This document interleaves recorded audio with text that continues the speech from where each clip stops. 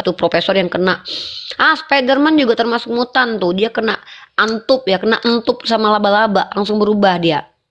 Kena entup laba-laba, si Spiderman-nya berubah menjadi Spider and Man. Jadi nggak ada dia jadi manusia.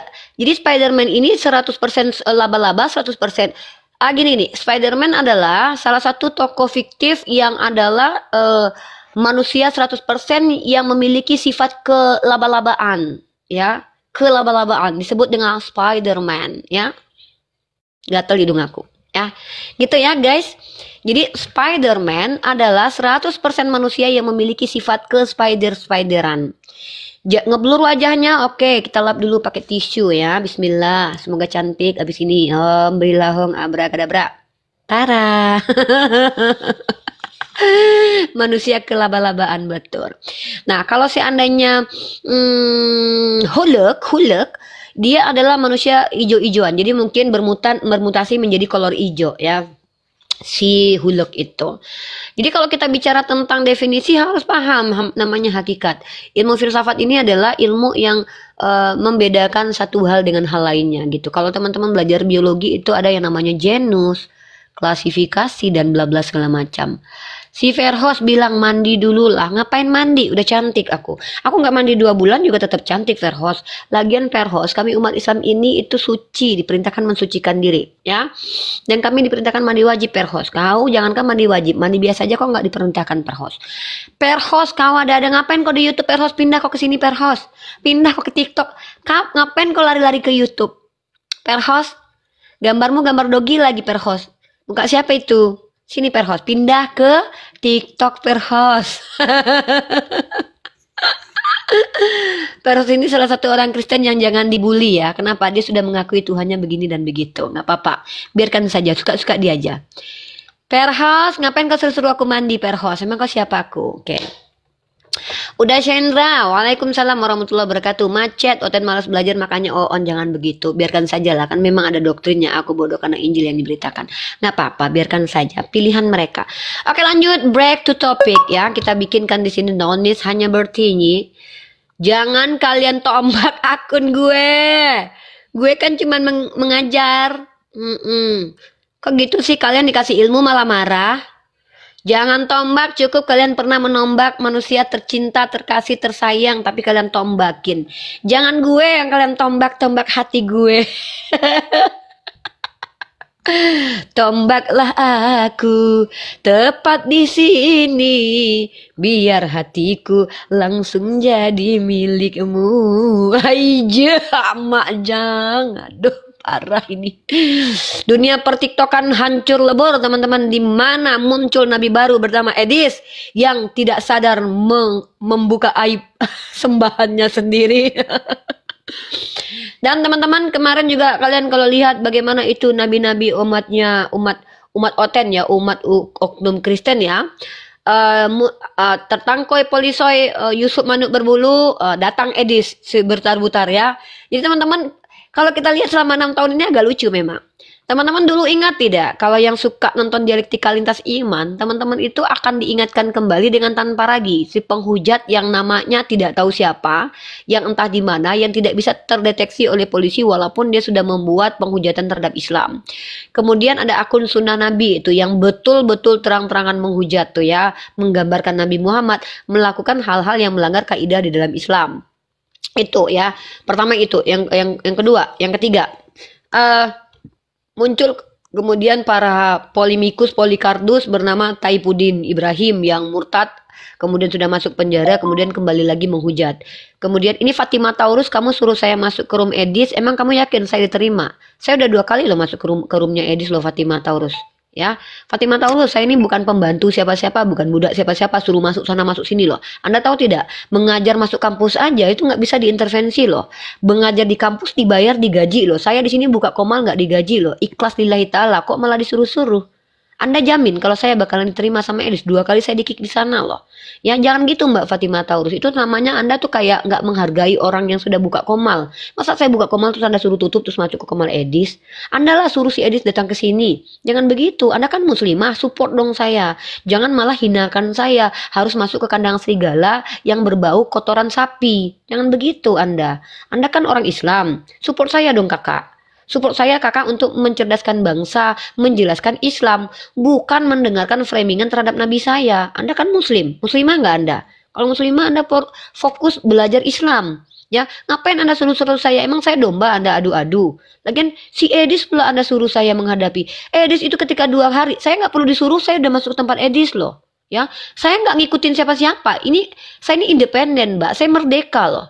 Gak ada satupun manusia termasuk orang tua saya yang berhak nyuruh-nyuruh saya untuk melakukan apa yang menjadi pilihan saya. Kecuali pilihan saya itu menggagalkan prinsip-prinsip Islam. Baru orang tua saya berhak.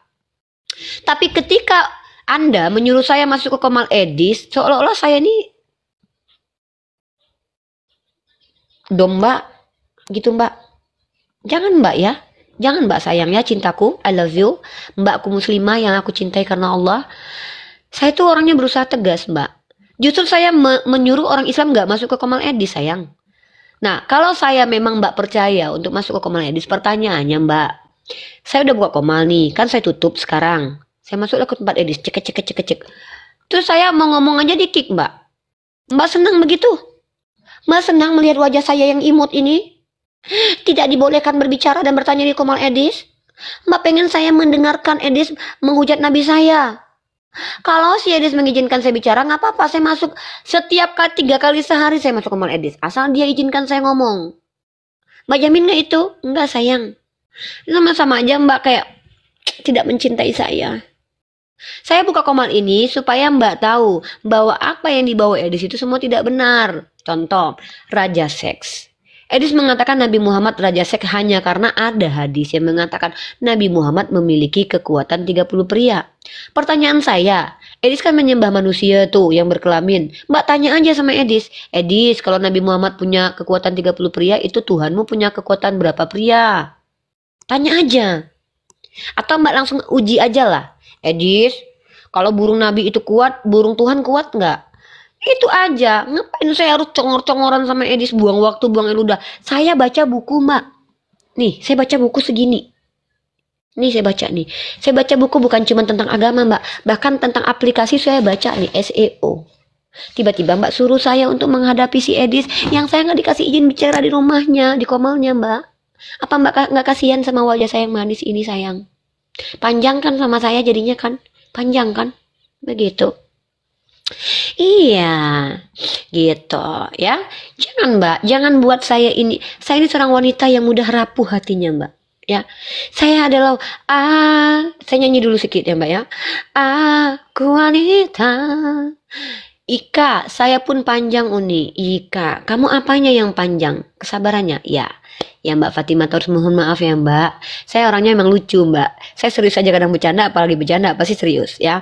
Maaf ya Mbak Ika, kalau saya ini membuat Mbak Ika tersakiti. Saya bukannya nggak mau Mbak suruh-suruh, tapi Mbak harus tahu Edis itu bukan orang yang layak diajak diskusi. Dulu kenapa saya nggak mau menghadapi Edis? Karena saya menganggap dia tuh kayak pinggiran koreng Mbak. Pinggiran koreng yang harus dibuang pakai kalpanax tuh. Tapi ternyata benerlah maha benar Allah dengan segala firman-Nya. Pengikut Dajjal itu banyak Mbak, nggak sedikit. Mbak lihat waktu Yesus datang ke dunia, yang banyak ngikutin Yesus atau mengingkari Yesus. Yang banyak yang mengingkari Yesus Mbak. Jadi bukan banyak atau sedikitnya Mbak. Sedikit yang nonton di sini tapi semuanya benar. Alhamdulillah saya bersama orang-orang benar. Tapi nonton 22.000 semuanya penyembah manusia berkelamin Mbak. Tepuk tangan lagi semuanya. Tepuk tangan Tuhan terkutuk. Ngapain? 22 orang. Bukankah Rasulullah sudah katakan yang banyak masuk, yang justru yang paling banyak masuk neraka ketimbang masuk surga Mbak. Udahlah kita jadi yang sedikit aja Mbak. Walaupun kita mayoritas di Islam, kita kan minoritas di dunia nih. Nggak apa-apa kita ikuti Yesus. Banyak yang terpanggil, sedikit yang dipilih gitu. Jangan pernah teman-teman menghujat Kak Fatimah Taurus ya. Beliau itu hanya ingin saya membungkam Edis. Beliau mungkin belum nonton ketika saya masuk ke komen Edis. Cintailah Mbak Fatimah Taurus itu.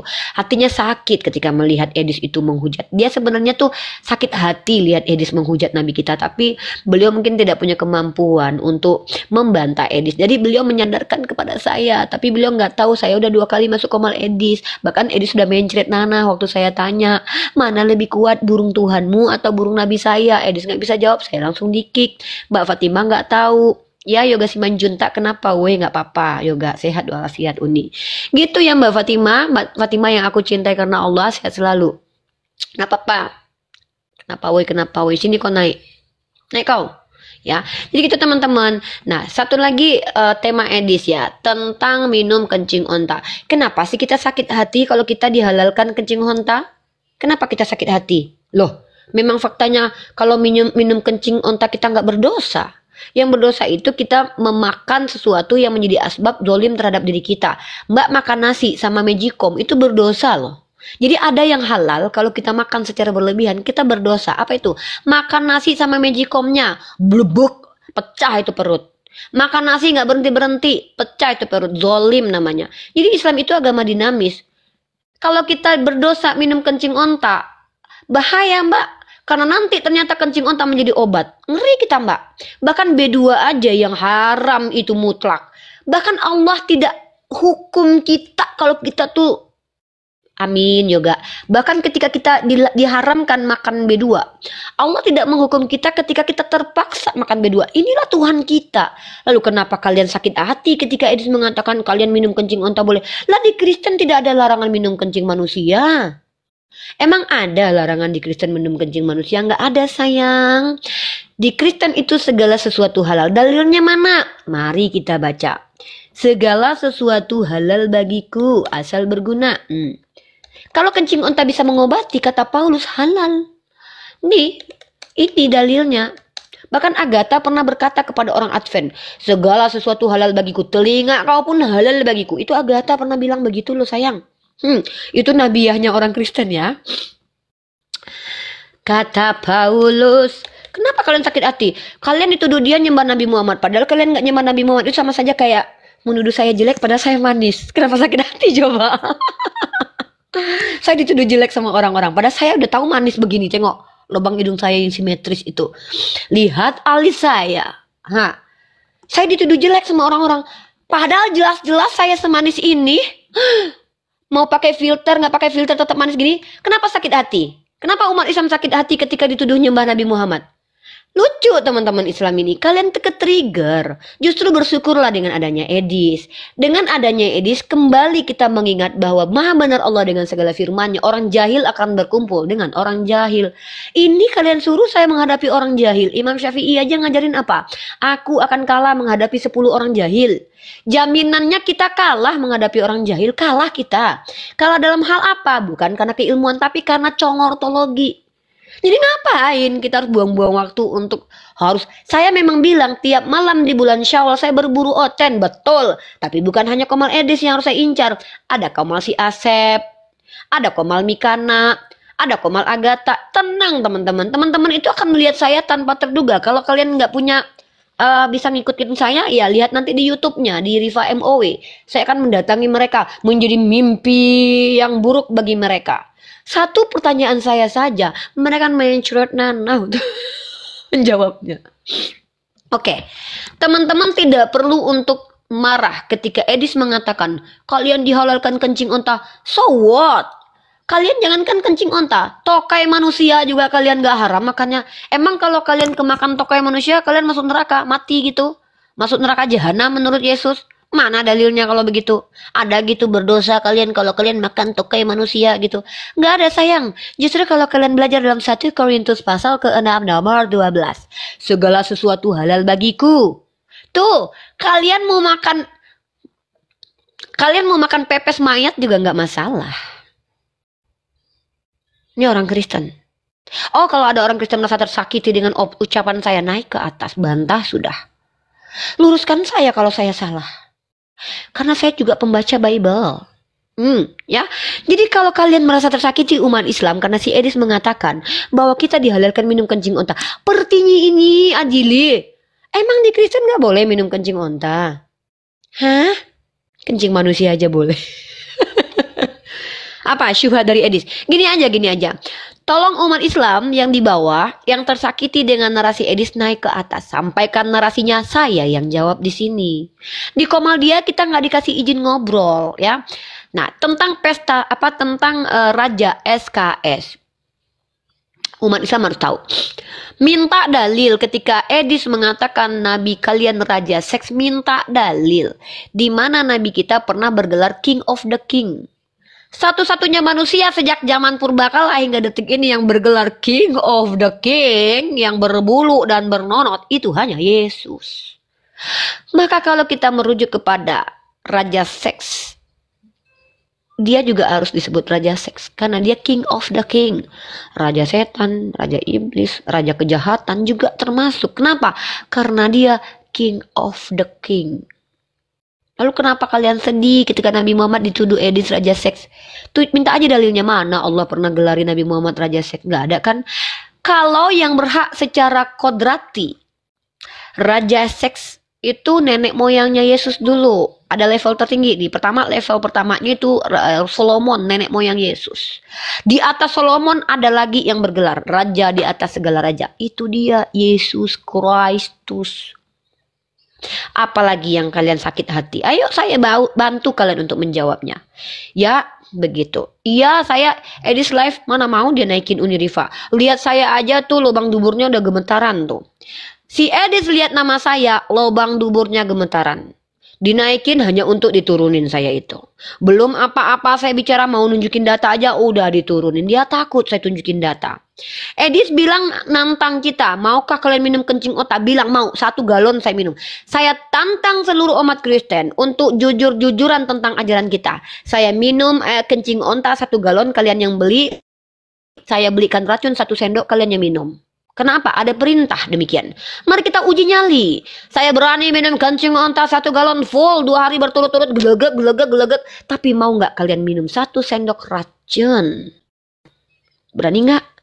Kalau nggak berani, udah nggak usah banyak cerita sayang. Ya, nggak usah banyak cerita sama Uniriva. Uniriva ini adalah wanita independen. Oke? Apa yang membuat kalian sakit hati lagi? Ayo ngadu sama tante nak, ngadu nak. ngadu sini, ceritakan ke sini, keluh kesah kalian ceritakan di sini bersama Uniriva. Ya, Uniriva menjawab Edis. Nggak dikasih kesempatan di Komal Edis, sudah di Komal kita aja. Gitu ya. Ya Edis itu kan beda sama saya. Edis menunggu orang-orang awam untuk ditanya-tanyai berdasarkan otaknya yang keliru. Ya, kata dia begini. Mustahil Al-Quran mampu menjawab. Nah, di situ kita tahu bahwa Al-Quran menjelaskan segala sesuatu yang diinginkan Allah, bukan yang diinginkan Edis. Edis bertanya Al-Quran tentang yang diinginkan dia. Dia pikir Al-Quran itu adalah kitab suci yang menjawab pertanyaan botol. Kalau Al-Quran dimaknai menjelaskan segala sesuatu, maksudnya segala sesuatu tanpa batas, nanti Al-Quran harus ditanya, mana cara membuat bakwan di Al-Quran? Kan kopla. Maka Al-Quran menjelaskan segala sesuatu bisa kita pahami sebagai petunjuk untuk kepentingan umat dan menjelaskan segala sesuatu yang Allah kehendaki. Karena Al-Quran sendiri adalah kalam Allah. Tapi yang lucu kami menjawab dengan Alkitab. Alkitab mampu menjawab, giliran ditanya nama Bapak Paulus siapa di Alkitab kalian. Mencret nanah lagi, gemetar duburnya. Gitu, kebiasaan. Gitu ya. Jadi stop lah umat Islam ketar-ketir. Kenapa? Saya tanya nih buat umat Islam yang saya tahu kalian tuh sakit hati dengan Edis. Gara-gara Edis narasinya itu framing. Saya paham itu. Tapi ayolah, dulu Abu Jahal, Abu Lahab, dulu bahkan penghinaannya kepada baginda waktu hidup aja tuh ngeri loh coy. Kaleng loh. Bahkan mereka ya salah satu istri dari si Abu Lahab ini pengen melempari Nabi Muhammad dengan batu loh. Kalian tahu gak itu?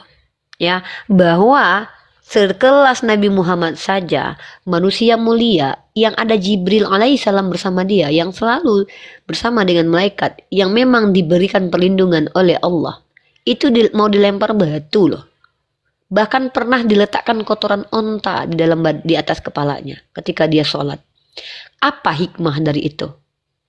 Memang orang jahat itu harus menjalankan kejahatannya, karena kalau ada orang jahat yang kejahatannya hanya niat, itu tidak dinilai kejahatan. Allah tidak akan hukum. Karena Tuhan kita ini bukan Tuhan yang psikopat, yang hukumin orang yang tak berdosa. Contoh, menghukum bayi-bayi yang gak bersalah. Itu psikopat namanya. Karena psikopat sendiri gejala yang dimiliki oleh orang-orang yang tidak punya empati. Menghukum orang yang benar, menyelamatkan orang-orang jahat. Itu sama apa? Sama dengan orang yang berkongkol-kongkol dengan kejahatan. Tuhan kita bukan begitu. Tuhan kita adalah Tuhan yang menghukum dan memberikan rahmat sesuai dengan porsi orang tersebut. Para nabi aja yang dimuliakan Allah saja dihinakan di dunia. Nah, bahkan edisi putar-putar tidak akan mampu membela kehormatan Tuhannya. Kenapa?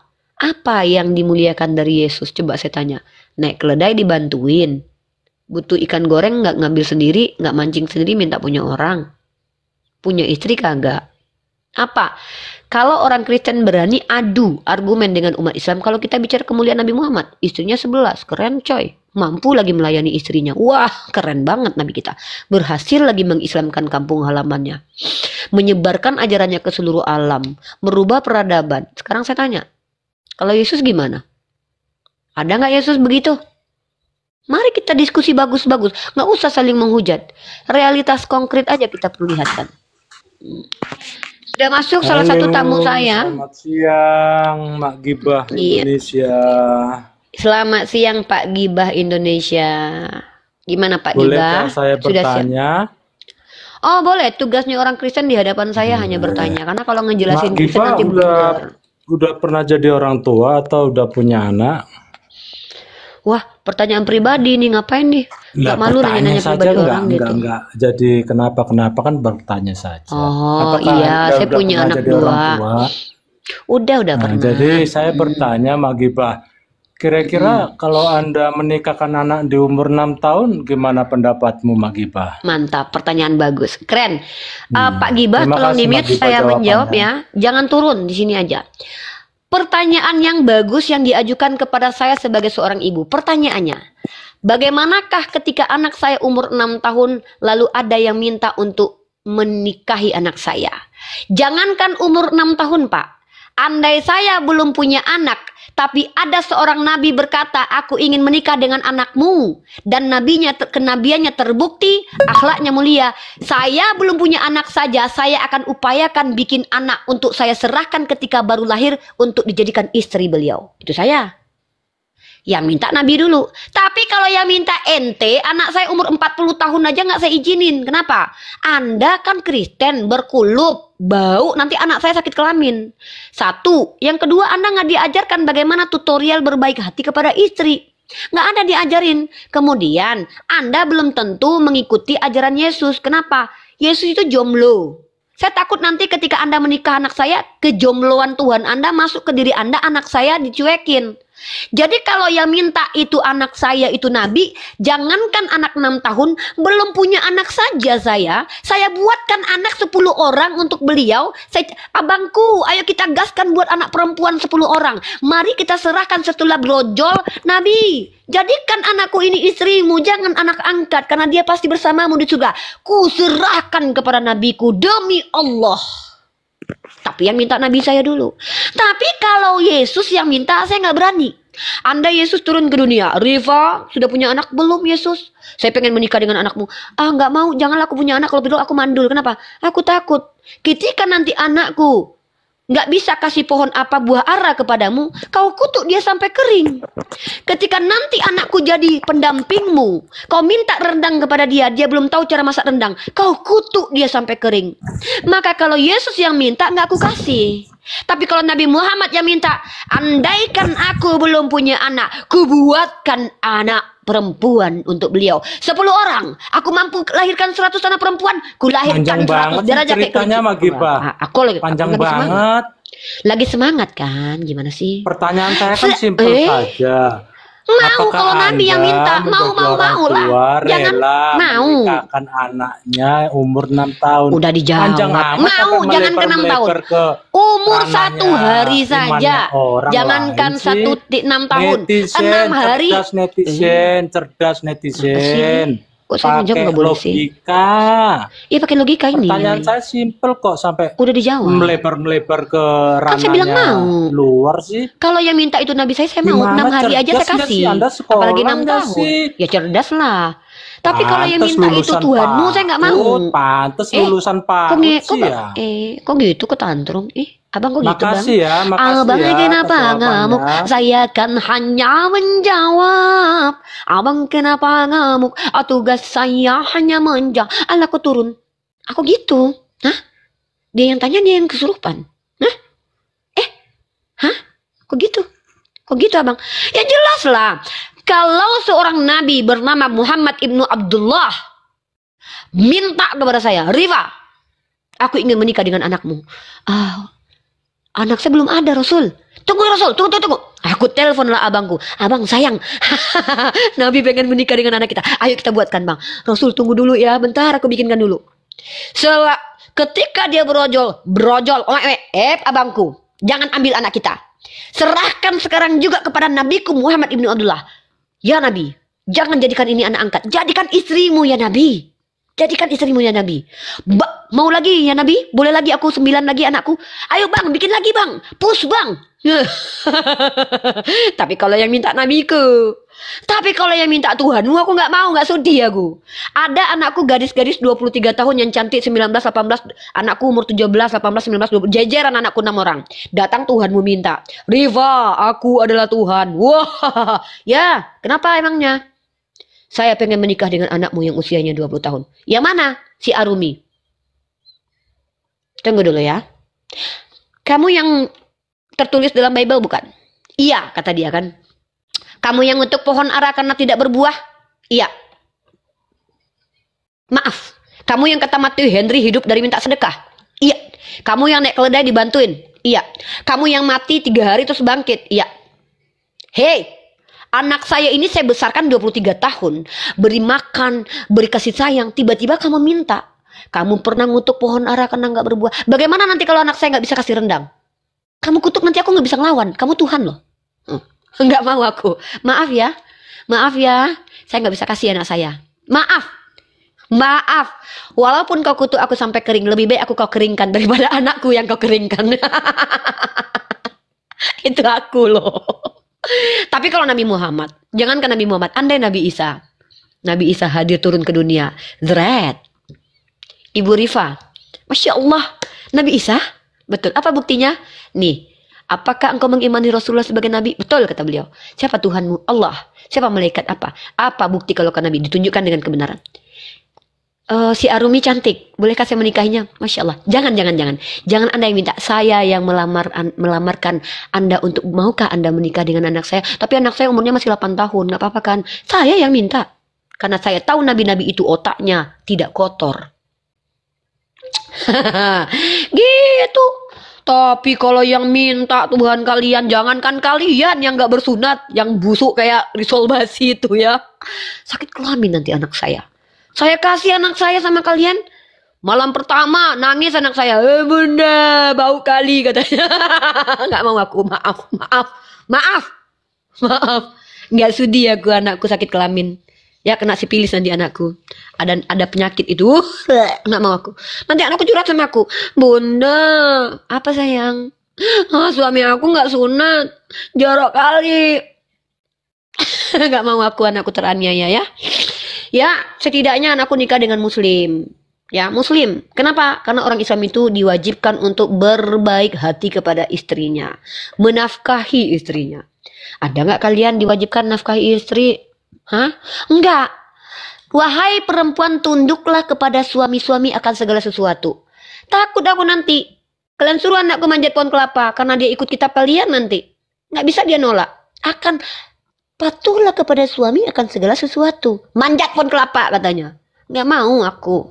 Nggak mau. Anakku jangankan umur 6 tahun. Umur 20 tahun aja nggak aku kasih sama kalian. Serius. Lebih baik aku kering dikutuk Tuhan kalian. Kalaupun Tuhan kalian memang bisa ngutuk. Gitu. Ya. Gitu ya. Paham? Aduh, umat Kristen, kalau bisa tuh pertanyaan kalian itu nggak kembali menampol kalian lah. Malu nanti kalian segereja. Itu tadi siapa tadi yang naik ke Gloria itu udah pergi dia dari sini. Kata dia nggak sanggup aku katanya. Nyesel aku nanya katanya. Kata si Gloria gini, nyesel gue nanya kata dia. Malah keselebe ke Tuhan gue kata dia. Keseleo tuanya. Ya juga ya kata dia kan, kalau seandainya, kalau kutanya sama si Gloria, Gloria, kalau kau seandainya diminta sama Tuhan kau untuk dicium mau nggak kau? Bingung dia nanti jawabannya. Dicium laki-laki men. Si Gloria langsung pergi dia dari sini, nyesal dia bertanya. Ya, penanya selanjutnya, silakan saudara-saudara yang mau bertanya. Halo Akal, Muslim dan Muslim Akal. Iya, saya Kristen. Oke. Ya, di sini tugas Kristen awam atau Kristen berilmu, Akal? Saya Kristen yang berilmu dan sangat mengerti tentang Islam.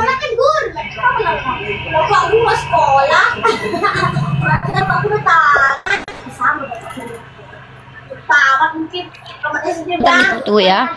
Wifi aku mati, bentar. Wifi mati, sabar ya.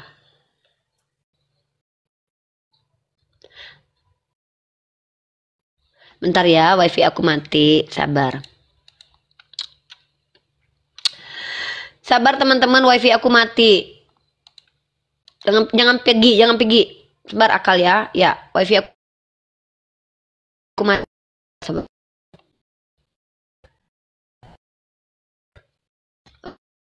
Ini.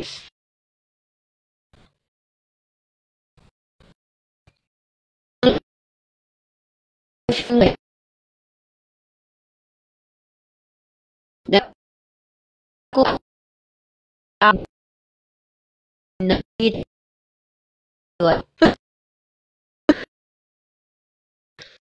ya, sabar. Sabar. Aduh. Sabar, apa dulu? Bentar. Sabar ya, sabar.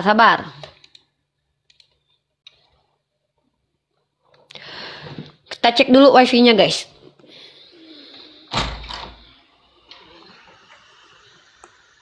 Kita lihat dulu wifi-nya.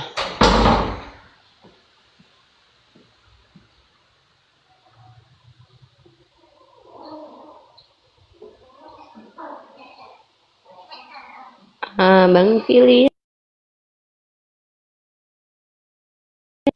Udah tersambung guys? Udah tersambung belum?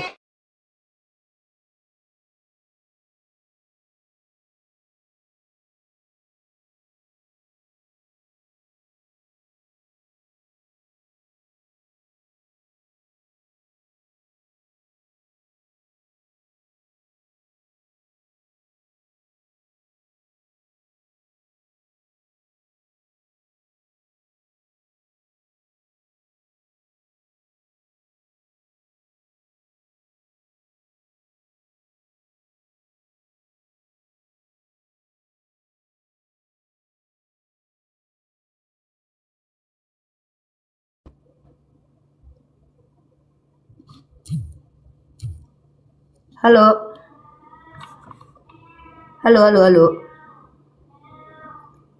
Ada nggak suaraku guys? Ada.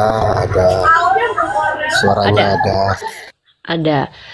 Sorry, saya tadi tidak mendengarkan Anda bersuara. Anda Kristen awam atau Kristen berilmu? Karena saya nggak mau sembarang, saya nggak mau mempermalukan orang Kristen ya. Kalau awam nanti saya nggak mau tanya-tanya. Kalau berilmu saya mau nanya-nanya. Kalau awam mending nanya aja. Berilmu atau awam? Bentar. Wah, Ya. gantian signal dia yang terganggu. Ditanya. Wah, signalnya keganggu. Pak, cari dulu tempat signal yang bagus. Sekarang gantian signal Anda yang terganggu. Ya. Anda mau saya bertanya atau ditanya? Saya siap untuk Coba apa aja, dengarkan saya. silakan. Ya. Coba dengarkan ya. Kalau Anda awam, Anda boleh bertanya. Tidak perlu menjelaskan imanmu. Tapi kalau Anda adalah orang Kristen yang berilmu dan belajar, maka akan ada dua arah. Saya ditanya dan saya bertanya. Paham? Oke. Sekarang karena saya yang pemilik bertanya aja kalau gitu. Bentar, saya yang pemilik ruang, maka saya berikan kesempatan kepada tamu untuk bertanya lebih dahulu. Jawabannya saya yang jawab. Kalau mau membantah jawaban saya pakai data. Dan kalau mau keberatan dengan jawaban saya harus ada alasan. Alasannya apa keberatan?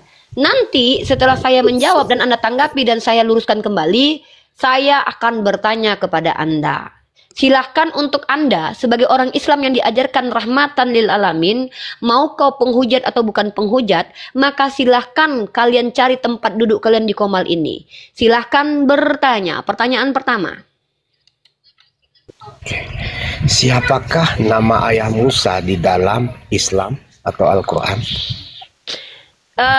Di dalam Al-Quran nama tidak semua nama orang tua Nabi itu dijelaskan. Karena tidak penting untuk keimanan Kalau kami. sepengetahuan Anda, siapakah nama ayahnya Musa? Kalau begitu. Ya, ada yang mengatakan Tera, ada yang mengatakan Tera, bukan. Siapa namanya ya? Kalau nggak salah Tera ya. Dan saya tidak pernah membahas nama bapaknya Musa, bapaknya Ibrahim, bukan. Bapaknya Yakub, bapaknya nabi-nabi lain, karena saya tidak pernah mengkaji itu. Karena tidak ada kepentingan saya di situ. Apa permasalahannya, Pak? Oke, begini. Saya Imran apa ingin Imran ya? mengajak- Imran apa Imran ya? Ya. Enggak, tunggu. Saya kan sudah jawab nih. Saya tidak mengkaji nama bapak para tokoh-tokoh di Al-Quran karena tidak ada kewajiban saya untuk mengetahui nama bapaknya. Kan selesai dong. Maka saya mau tanya balik, siapa nama Dengan bapak kata Paulus dalam Bible? Dengan kata lain, Anda tidak tahu, kan begitu? Ya, oke lah, saya tidak tahu. Oke, sekarang saya tanya, nama bapak Paulus siapa? Sebentar, kita belum selesai. Sebentar. Sabar. Ya, saya bilang saya tidak tahu kan. Saya nggak tahu, udah. Sekarang saya tanya balik, nama bapak Paulus Saya ingin siapa? memberitahu Anda gitu, kalau Anda belum tahu. Nggak usah, saya- nggak butuh. Saya nggak butuh tahu nama bapak Nabi Musa. Jangan permalukan Ini loh, diri Anda. saya Anda tidak butuh tahu. Saya tidak mau mencari tahu nama bapak Musa. Kenapa? Nggak penting. Yang penting saya tahu Musa itu Islam. Saya tidak butuh tahu siapa nama bapaknya. Bahkan nama bapaknya Nabi Ibrahim pun saya tidak butuh tahu loh. Saya tidak butuh tahu nama bapak dari Nabi siapa lagi tuh? Nabi yang ini ya. Nggak perlu. Tapi saya pengen tahu nama bapak Paulus siapa. Nah, itu yang harus Anda jawab. Masa Anda memaksakan hal yang nggak ingin saya tahu? Ini namanya logical fallacy. Kenapa? Loh, Anda tidak logical mengetahui fallacy itu Aduh. karena saya nggak cari tahu. Kenapa saya tidak tahu nama bapak Nabi Musa, bahkan nama bapak Nabi Ibrahim misalnya saya nggak tahu, saya tidak cari tahu. Kenapa? Saya nggak butuh tahu. Tapi Jadi saya ngapain pengen ya? cari tahu nama bapak Paulus. Apa alasan saya pengen tahu nama bapak? Nggak penting bagi saya nama bapaknya Nabi Musa siapa. Yang penting saya tahu, diberitahu bahwa Nabi Musa menyembah Allah. Saya nggak mau cari tahu nama bapak Nabi Musa karena nggak penting. Sekarang saya tanya, nama bapaknya Paulus siapa? Itu yang penting. Kenapa penting bagi saya mengetahui nama bapak Paulus? Karena dia ngaku-ngaku orang Yahudi, orang dari suku Bani Israel. Ini bisa kebohongan loh. Ini bisa pembodohan loh. Kenapa? Kalau ada orang ngaku-ngaku saya orang Yahudi, harus dibuktikan dari bapaknya. Siapa nama bapak Paulus sehingga dia berhak mengatakan keturunan dari Bani Israel? Tolong dijawab itu. Itu penting bagi peradaban loh. Nama Bapak Paulus Imran. Tunjuk dalilnya nama bapak Paulus Imran. Bahkan- Tunjuk dalilnya. Hebat Dari nih. mana Anda tahu kalau Misalnya bapak nama Paulus Imran? Bapak Musa, Wah, Anda tidak baru ini. tahu. 2000 tahun terjawab misteri nama bapak Paulus teman-teman. Teman-teman. Kan? Ditanya nama Baru Bapak Musa, ini. kamu tidak tahu. Ya saya nggak Gimana tahu, saya nggak nyari tahu. Makanya saya mau kasih Saya tahu ti- kamu. Yang gini loh, yang saya tahu apa yang saya cari, saya nggak butuh tahu kok maksa. Coba dari mana kamu tahu kalau Gini, bapak Rizal, Paulus itu gini. Imran? Sebentar, sabar ya. Saya tanya, Iya, sejak sabar, kapan sabar. ada tertulis nama bapak Paulus di Imran? Sabar. Gini Rifa, kenapa saya tanyakan tadi nama Bapak? Nggak ada urusan. Itu urusanmu. Iya, sama. Saya ini tidak butuh. Jangan kau kasih tahu siapa nama bapak Nabi Musa karena saya lagi nggak nyari tahu. Kok kau Iya. maksa? Aku mengetahui apa-apa yang ku ketahui biasanya apa-apa yang ku cari tahu. Contoh aku cari Tapi tahu begini, Yesus itu Tuhan atau bukan? Sebentar. Kenapa kok sebentar. Kristen-Kristen ini memaksakan? Mereka sok tahu, lalu paksa kepada kita kesok tahuannya. Saya tidak butuh tahu siapa bapaknya Nabi Musa. Karena tidak ada kewajiban dalam Islam. Wahai Rifa, kata Nabi saya, cari tahulah nama bapaknya Musa. Kalau kau tidak cari tahu, kau masuk neraka jahanam. Baru saya cari tahu itu. Tapi Nabi saya tidak pernah memaksa saya untuk cari tahu nama bapaknya Nabi Musa. Yang saya ingin tahu sekarang adalah siapa nama bapak Paulus dalam Bible. Sebagian besar perjanjian baru itu dikarang oleh Paulus. Kenapa bapaknya kalian nggak tahu? Pasal begini, Rifa. Coba. Untuk apa kamu mengetahui nama Bapak Paulus? Sementara Penting nama bagi saya. Bapak Musa sendiri kamu tidak Oh, ketahui. Nabi Musa jelas. Nabi Musa diceritakan kronologisnya di Al-Quran bahwa dia diutus untuk Bani Israel, ya. Artinya, mau bapaknya bukan Israel atau tidak Israel, dia tidak pernah klaim.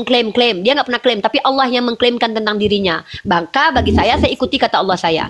Tapi ada orang yang mengaku utusan Tuhan, mengaku-ngaku dari golongan Yahudi, dari keturunan orang Bani Israel. Ini harus saya kasih tahu nih, kenapa? Bisa jadi ini orang bohong nih. Kenapa Kamu saya bisa bilang Paulus begitu? itu kamu percaya bahwa Paulus itu diutus Tuhan untuk orang-orang yang percaya? Saya percaya bahwa yang namanya Nabi Isa itu adalah seorang Muslim. Maka ketika ada orang yang mengaku-ngaku diutus oleh Nabi Isa, saya harus uji dulu. Kapan Yesus Tunjukkan bertemu di dengan mana Yesus Paulus? Ya, tunjukkan. Kenapa ini? Diskusi itu yang bagus lah. Iya, Paulus nggak pernah mengaku diutus oleh Nabi Isa kamu. Ya udah, Diutus oleh Paulus mengaku Yesus, diutus siapa? ada dalam Ah. Bible.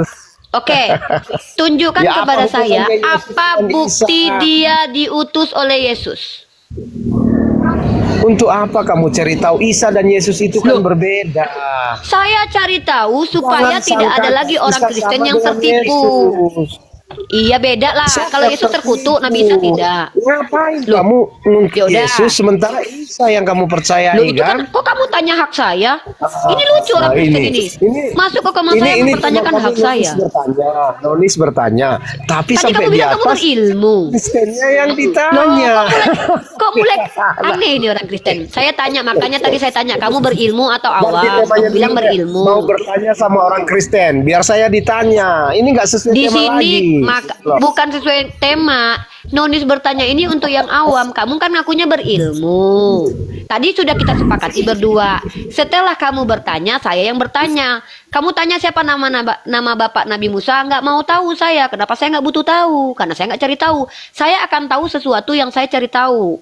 Saya tidak akan pernah tahu hal-hal yang saya tidak cari tahu. Kalau saya tahu sesuatu yang saya tidak cari tahu, artinya saya sok tahu. Maka saya bukan orang yang sok tahu. Memang saya tidak mencari tahu siapa nama bapak Nabi Musa. Maka saya tidak butuh tahu. Maka ketika saya sudah menjawab saya tidak tahu, apa masalah?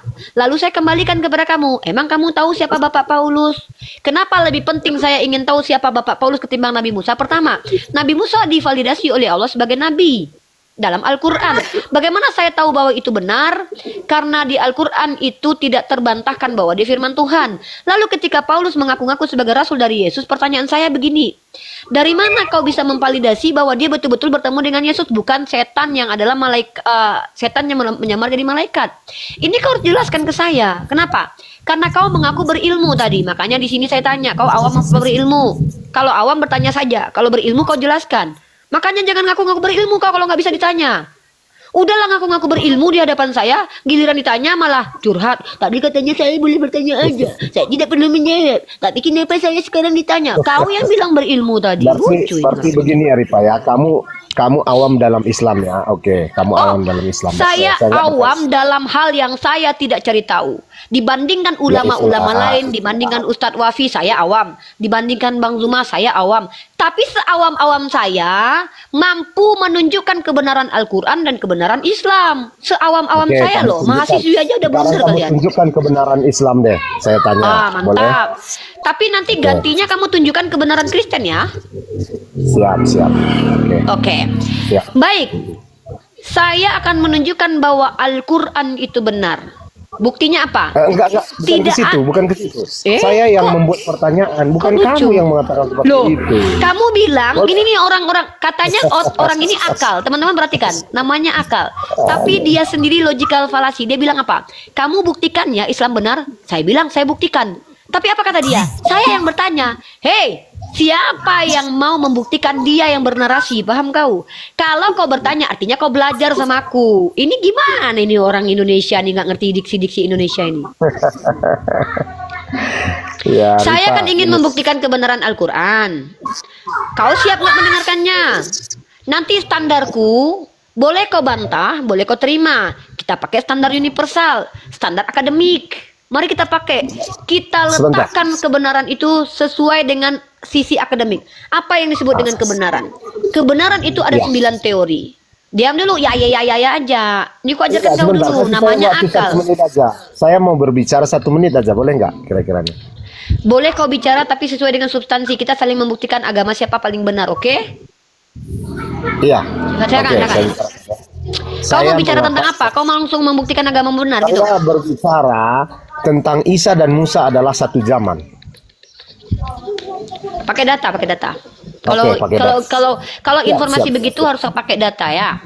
Iya, ya, oke, siap. Saya Ya. Oke, memulai teman-teman lari ya. Orang ini kabur ya.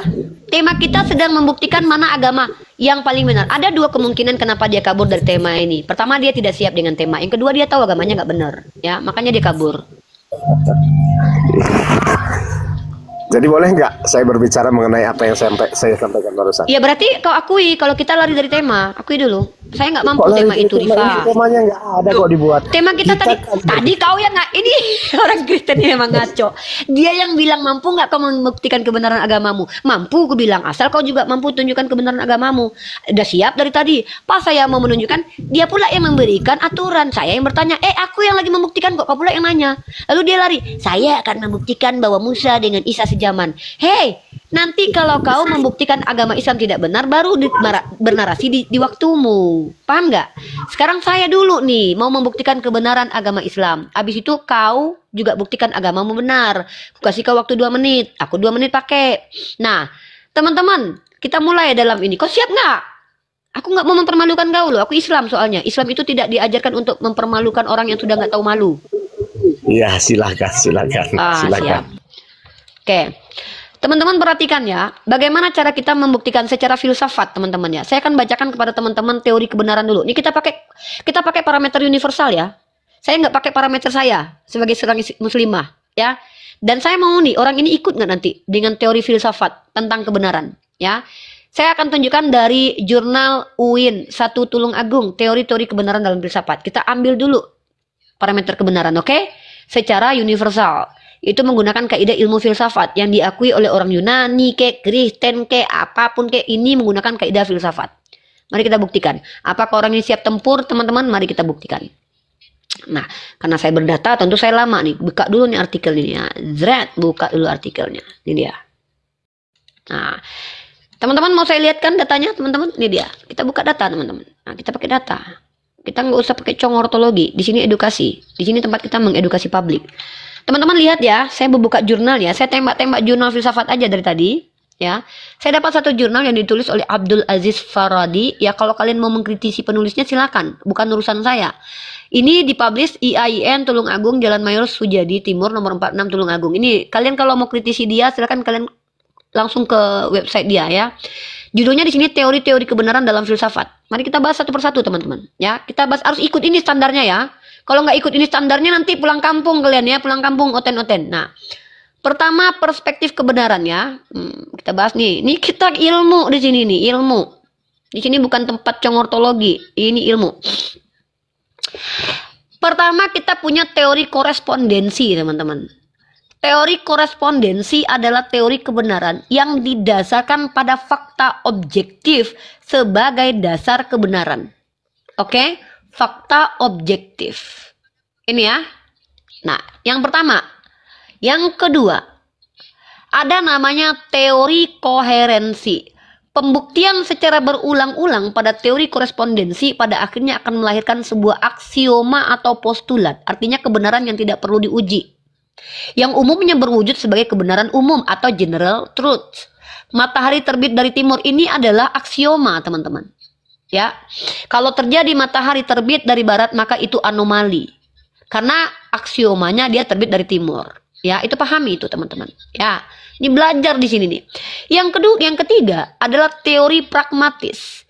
Teori pragmatis ini adalah teori yang muncul dan bermanfaat. Bermanfaat. Doktrin itu bermanfaat, maka itu bisa dikatakan benar. Ya. Yang keempat, teori ini selanjutnya adalah teori performatif. Maksudnya apa? Yang bicaranya kredibel. Kalau bicara tukang, sorry nggak ngerendahin tukang galon ya. Tukang galon yang tidak pernah sekolah berbicara tentang ilmu kedokteran itu nggak bisa dikatakan benar karena dia tidak punya performa, dia tidak kredibel. Tapi kalau seorang mahasiswi bicara tentang prodinya itu masih kredibel. Saya contohnya mahasiswi. Kemudian teori konsensus. Ah ini dia. Ini yang menggagas ini adalah Thomas Kuhn. Jadi kalau ada konsensus kebanyakan orang ini juga dipakai dalam Islam. Kata Rasulullah, umatku tidak akan bersepakat dalam kesesatan. Ini boleh dipakai. Nah, ada 9 teori-teori lainnya. Mari kita tunjukkan kebenaran Islam ini sesuai tidak dengan teori-teori kebenaran yang dirumuskan dalam ilmu filsafat tersebut. Dan apakah umat Kristen mampu mengikuti kaidah yang sama? Mari kita masuk. Mari kita masuk ke dalam pembuktian Al-Quran sebagai kebenaran. Pertama, teman-teman, apa yang disebut dengan teori korespondensi tadi? Ketika ada fakta-fakta, klaim dari Al-Quran itu, faktanya memang begitu. Contoh, ketika Al-Quran berkata, Inna nahnu nazzalna zikra wa inna lahu lahafizun. Faktanya Al-Quran terjaga nggak? Terjaga. Maka untuk menghancurkan kebenaran ini harus ada yang mampu membuktikan Al-Quran terdistorsi. Keren kan Al-Quran? Al-Quran ikut guys. Kemudian kalau kita pakai kebenaran pragmatis, apakah kandungan Al-Quran itu banyak bermanfaat untuk ranah sosial? Banyak dipakai. Bahkan ada literasi Islam yang menjadi sebuah quote di kampus Harvard. Tentang keadilan kalau nggak salah. Dipakai lagi. Kemudian ketika Al-Quran katakan ini Muhammad Rasul yang bergelar rahmatan lil alamin atau orang yang benar. Maka dikatakan oleh Al-Quran bahwa Muhammad ini nggak pernah berbohong. Ya cara membuktikannya hancurkan statement itu. Secara realitas Nabi Muhammad tidak pernah berbohong.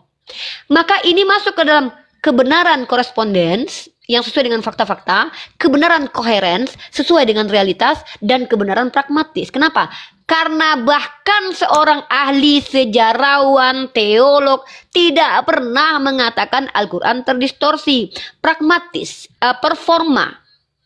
Tidak ada satupun scholar, baik dari Kristen ataupun Islam, yang mampu membuktikan Al-Quran pernah terdistorsi. Kalau mampu, tunjukkan dalilnya, datanya. Kenapa? Bahkan Munim Syiri pun terbukti kebohongannya. Di dalam buku yang saya punya ini ketika mengatakan Al-Quran, ada kok indikasi distorsinya. Ini bukunya. Dijawab oleh scholar juga. Kalau ada seorang scholar penipu, maka sudah gagal dia sebagai scholar. Itu ciri-ciri ulama itu ciri-cirinya adalah ketika bicara nggak nipu. Munim Syiri mengutip perkataan Al-Kawashimi dengan memprintir. Kata siapa? Kata Ustadz Muhammad Nuruddin. Di mana bukunya? Membuktikan Al-Quran sebagai kalam ilahi. Siapa penulis buku ini? Dr. Namanya adalah Muhammad Nuruddin, yang kata pengantarnya dari Dr. H. M. Afiuddin. Ini kebenaran performa namanya. Kebenaran yang disandarkan kepada orang yang kredibel, berilmu dia. Maka ketika saya katakan Al-Quran adalah kalam ilahi yang tak terbantahkan, itu menggunakan teori apa? Kebenaran korespondensi, kebenaran koherensi, kebenaran pragmatis, dan kebenaran performa. Mari kita kembali ke Bible. Maka ketika kalian mengatakan kitab kalian suci, apa alasannya? Dan gunakan metode yang saya gunakan barusan. Silakan akal. Ya, sebentar. Saya bantah dulu ya yang tadi ya, sebentar. Bahwa Al-Quran bantah pakai itu data terjaga, ya kan? Sebentar. Bantah pakai data. Saya tunjukkan nih. Sebentar ya. Oke, pakai data.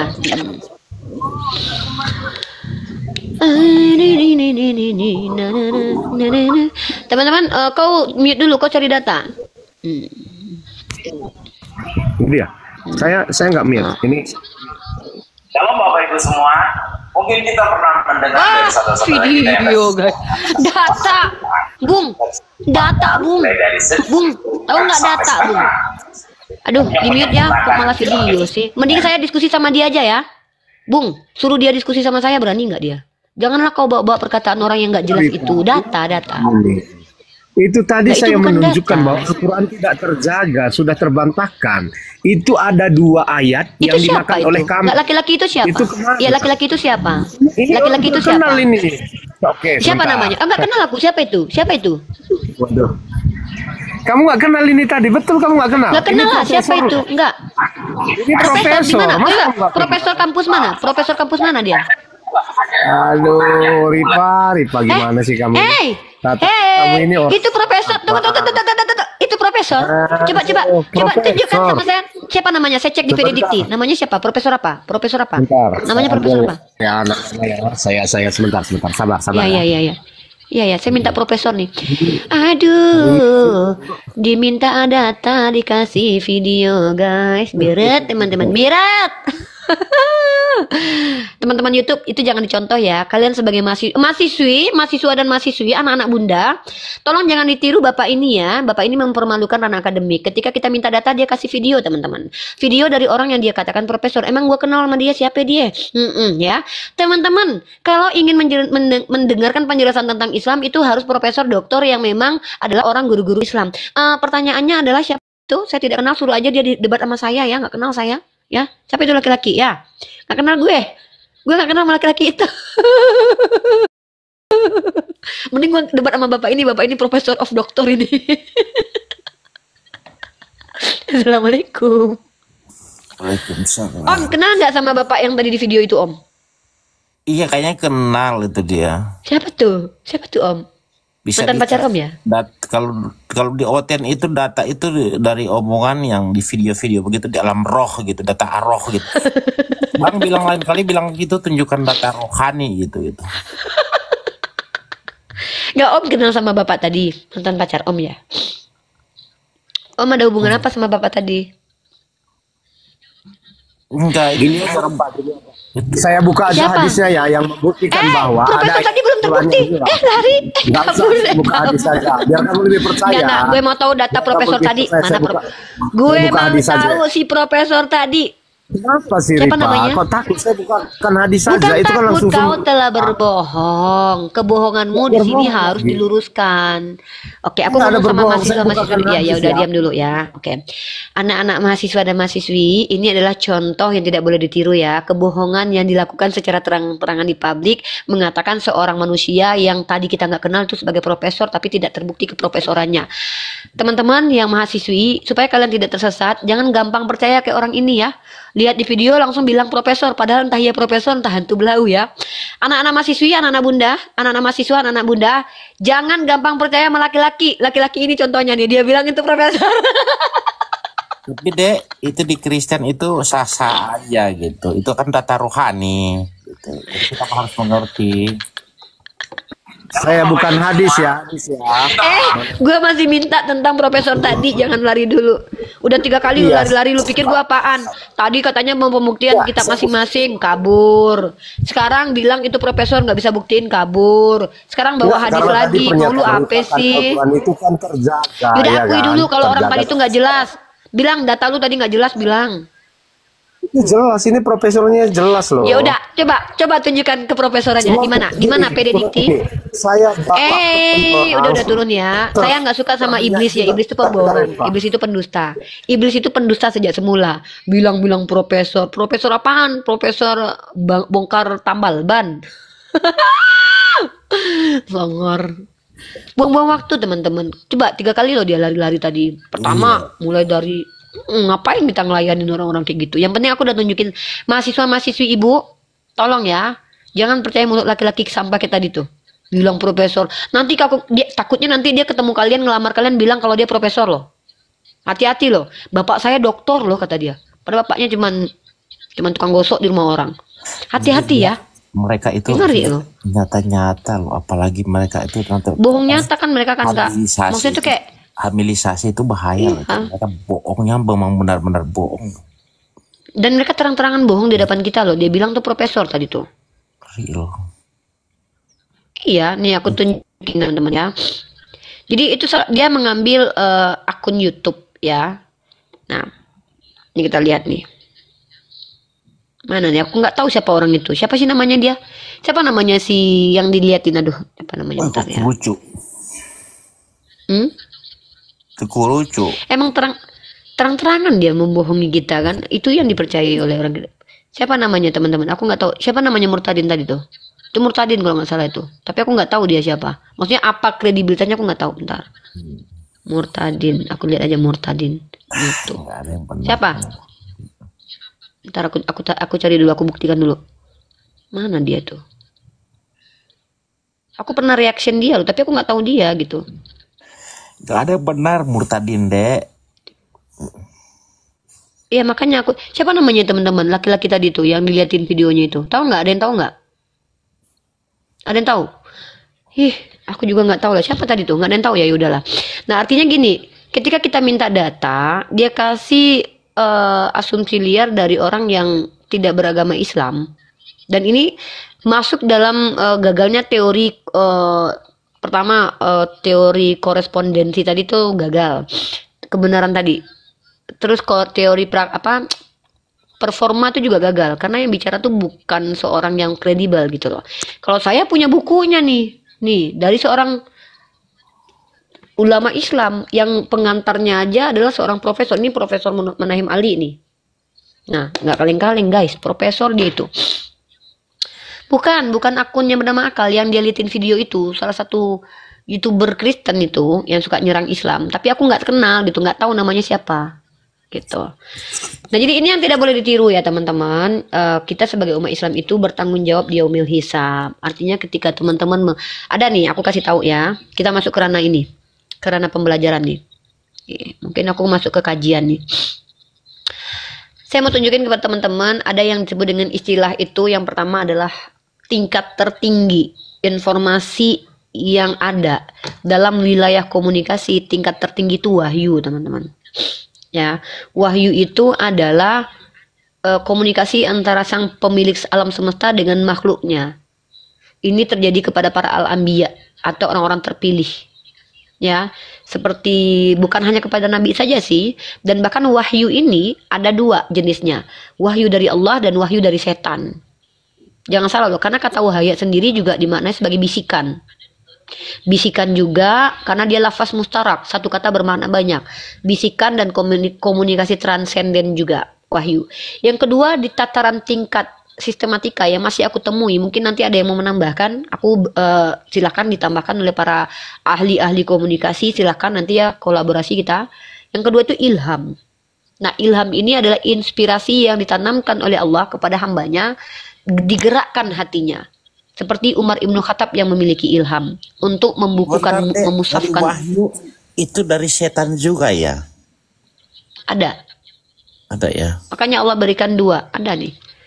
Ada datanya tuh ada. Ini aku tunjukin ya. Bisikan setan itu menggunakan kata wahaya. Di wahyu itu bukan hanya dari Allah, tapi istilah yang sama dipakai. Jadi tidak diikat hanya dari Allah, tapi juga dari setan. Bahkan dianggap dari Allah juga ada. Makanya tuh yang mereka katakan wahyu-wahyu itu. Jadi sama kayak gini, bapak tuh ada dua, bapak segala dusta dan bapak yang benar kan.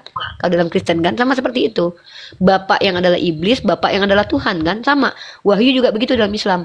Yang datang dari Allah dan yang datang dari setan. Karena kalau secara etimologi adalah bisikan. Dan itu ayatnya ada di Al-Quran. Kalau zaman sekarang ini dia orang yang ngaku terima wahyu gimana? Kalau di Islam jelas Nabi Muhammad khataman Nabi. Jelas itu dari setan. Khataman Nabi itu kita nggak sibuk cari Nabi palsu karena sudah ada dikunci bahwa Nabi Muhammad adalah khataman Nabi, Nabi terakhir. Nggak ada lagi Nabi setelah beliau. Kalau zaman Nabi Isa orang masih bisa ketipu, yang ada juga masih bisa ketipu itu ya. Gimana itu ya ilmunya dia? Ya karena tidak kritis. Karena gini, ada sebenarnya kan tipuan-tipuan ini karena ada berbagai macam faktor. Pertama karena uang. Ada orang yang kayak pengikut Sai Baba itu kan dia ngelihat langsung ada emas jatuh dari tempat ininya kan, ada keuntungan kan dia. Secara personal dia dapat keuntungan. Itu juga ketika Dajjal, kan ada dua Al-Masih. Al-Masih Isa ibnu Maryam dan Al-Masih Ad-Dajjal. Jadi ada dua nanti itu. Sama seperti kebenaran dan kejahatan itu saling berini. Allah itu kan menciptakan berpasang-pasangan. Jadi Al-Masih yang adalah Nabi Isa ini justru akan dibenci oleh orang-orang jahat tapi didekatkan kepada orang-orang benar. Dan Al-Masih Ad-Dajjal akan diikuti oleh orang-orang jahat, dijauhi oleh orang benar. Nah, ciri-ciri benar atau tidaknya, pertama, si Ad-Dajjal ini dia mengaku Tuhan. Tapi dia matanya buta. Artinya secara esensi Tuhan dia gagal. Karena Tuhan katakan Tuhan itu laisa kamitslihi syai'un. Secara akal kan dia berfungsi otaknya. Masa Tuhan cacat? Tapi orang Kristen menerima Tuhan, bahkan mati pun mereka terima. Ini mereka kenapa berpotensi untuk sesat? Karena mereka tidak memiliki kriteria Tuhan yang benar. Karena kriteria Tuhan bagi mereka tuh bisa juga mati gitu. Dan itu tidak sesuai dengan ilmu mantik. Jadi dari kita Atau ilmu sendiri filsafat. biar nggak ketipu atau gimana, itu dari keluarga kita atau keluarga kita. Nah, kalau Islam itu dua hal, berpegang teguh kepada Al-Quran dan hadis. Pertama, di Al-Quran sudah jelas bahwa tidak ada lagi Nabi setelah Nabi Muhammad. Jadi kalau ada yang ngaku Nabi, bahkan mengaku Tuhan, itu sudah campak, tinggalkan jauh-jauh. Walaupun dia bisa menghidupkan. Nanti suatu saat dalam riwayat eskatologi Islam, bahkan Dajjal itu bisa menghidupkan orang tua kita yang sudah meninggal. Makanya di dalam Islam itu, kebenaran itu tidak berpatokan kepada mukjizat. Bahkan Yesus sendiri mengatakan Nabi palsu juga bermukjizat. Karena mukjizat sendiri itu bisa jadi dia diklaim sebagai mukjizat, tapi itu tipuan. Seperti yang terjadi sama orang-orang yang memiliki kekuatan-kekuatan yang datang dari iblis. Karena itu tipuan bentuknya. Mungkin kakak pernah lihat sulap. David Copperfield pernah lihat nggak dulu? David Copperfield itu kan sampai sekarang belum terjawab. Bagaimana dia bisa terbang melintasi Grand Canyon itu? Pernah kan lihat dia dari Grand Canyon loh. Bisa jadi Grand Canyonnya itu tidak ada, dia berada di satu tempat yang bukan di Grand Canyon, tapi itu tipuan, ilusi namanya, itu ilusi optik, mata kita ditipu. Tapi kita nggak bisa buktikan. Nah, tetap yang namanya setan ini kan esensinya kan penipu. Dia tidak mampu, tapi pura-pura mampu. Dia nggak tahu, dia bahkan informasi pun dia curi-curi dengar kan ke langit. Makanya ada bintang pelontar setan, karena dia memang sengaja curi-curi. Dia mampu lakukan itu. Dia mampu melesat untuk mencuri perkataan para malaikat, makanya dilempar pakai bintang pelontar setan. Itu gitu dalam Islam itu. Artinya memang Allah izinkan mereka, setan dari kalangan jin itu memiliki kemampuan yang tidak dimiliki oleh manusia biasa. Sebenarnya manusia biasa kayak kita ini punya kemampuan yang sama, tapi dengan cara berbeda. Contoh, jin bisa terbang, kita bisa terbang, tapi kita menggunakan alat. Jin itu yang tidak, dia memang memiliki kemampuan itu. Coba, kalau kita bicara jin itu boleh melesat mendengarkan perkataan langit dalam surah An-Najm. Tapi kita memang nggak pernah sampai ke langit, tapi kita bisa kan melewati hampir langit dengan apa? Dengan otak kan. Jadi kemampuan kita tuh sama. Ya, keadilan Allah tuh sama. Nah, Jadi kalau jin, bisanya kalau yang ini yang biar apa namanya kita, jadi jin apa setan itu dia bisa sanggup dengan orang-orang bahkan yang sekelas, ada yang kita lihat alim gitu, atau misalnya itu tanda-tanda misalnya kayak ustadz yang itu iya, dimasukin setan gitu. tembus kak. Karena gini, dalam Islam itu dikenal bahwa setiap jin itu punya kemampuan berbeda satu sama lain sebagaimana manusia. Kayak kecerdasan manusia tuh kan beda-beda tuh. Ada yang seperti Elon Musk. Siapa sih yang paling cerdas? Albert Einstein. Tidak semua orang sama seperti Albert Einstein. Ada orang seperti Isaac Newton. Tidak semua orang seperti Isaac Newton. Sama, jin juga seperti itu pada dasarnya. Tidak semua yang mampu menjerumuskan manusia. Jadi kayak sistematikanya juga ada. Nah, orang yang didatangkan kepada alim ulama, jin yang didatangkan kepada alim ulama itu adalah jin yang juga memiliki kualitas tertinggi gitu. Karena yang dihadapinya juga ulama. Nah, maka ada istilah begini nih, kakak kalau lihat tuh istilah, kalau setan tidak mampu menjadikanmu umat berdosa, maka kamu akan dijadikan disupport menjadi orang yang paling alim sama sekali. Sehingga kamu menjadi ahli ibadah dan ahli ilmu. Kemudian dia gitu. Maka nanti ketika kamu sudah menjadi alim, maka kamu akan dipuji oleh setan itu.